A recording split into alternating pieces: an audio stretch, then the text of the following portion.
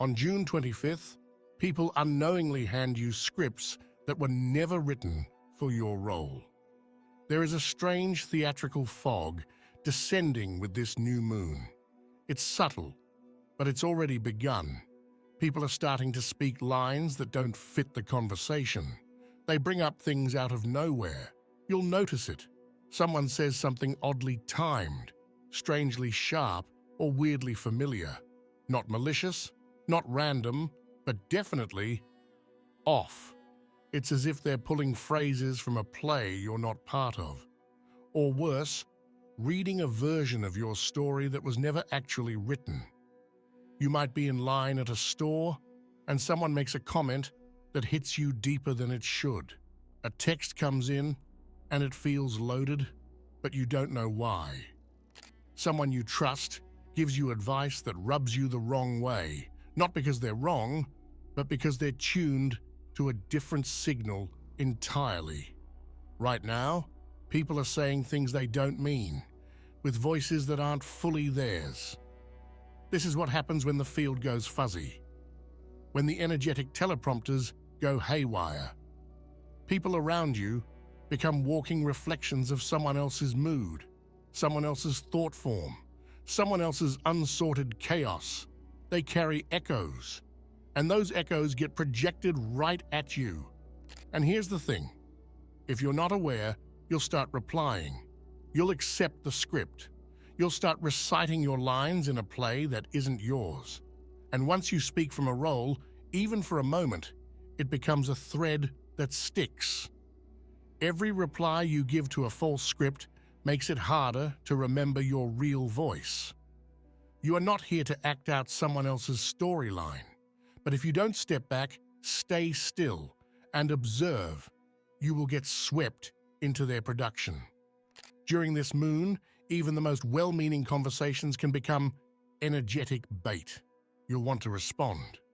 You'll feel obligated to respond. But you must stop and ask, is this mine? Or am I being cast in something I never auditioned for? This is the danger right now, not negativity, not hostility, but misalignment. People don't even realize they're delivering the wrong script. They think they're being helpful, kind, present. But something is hijacking tone, timing, and emotional weight. That's why your protection isn't just solitude, it's discernment. Know what's yours to engage with, and if it doesn't feel precise, don't respond. Let the script drop. Let the scene fall apart. Let the silence take over. Because the most important moment of this moon can't be found in words. It lives in what comes next. A moment when your soul reaches for a door, and something ancient clicks. This key refuses to turn if it hears other voices nearby. You can't force this moment, because this isn't a ritual. This is a lock, a real one, invisible but exact. And it's sitting inside you, waiting for one thing only: total silence. Not just external quiet, but the kind of deep, internal hush that feels almost sacred. There are soul doors that won't budge if even one other voice is echoing inside you. This new moon opens a hidden chamber, but only for those who manage to become still enough for the lock to turn. This is a space beyond even thought. It's not about healing. It's not about processing. It's about listening to the point where even your inner voice starts to whisper, then fades. And then, for a few seconds, maybe less, something clicks. You'll feel it in your posture, in your breath, in the way your name feels in your chest when you say it hours later. That's how you know the lock turned. Some doors in your spirit only recognize the vibration of absolute stillness.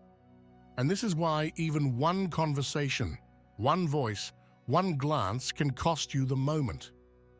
This isn't punishment, it's precision. The soul doesn't respond to half silence. It waits for the full void. So if you've been feeling like there's a version of you just behind a wall, if you've been sensing that there's something waiting to meet you once you stop trying to meet everyone else, then this is your moment. Not to chase, not to ask, not to plan. Just to be so quiet that the universe hears you before you even say a word. And when it hears you, it gives you something strange, specific, coded. And that's what we need to talk about next, because this moon isn't just unlocking old locks. It's delivering you a message, one that's easy to miss if you're not paying attention.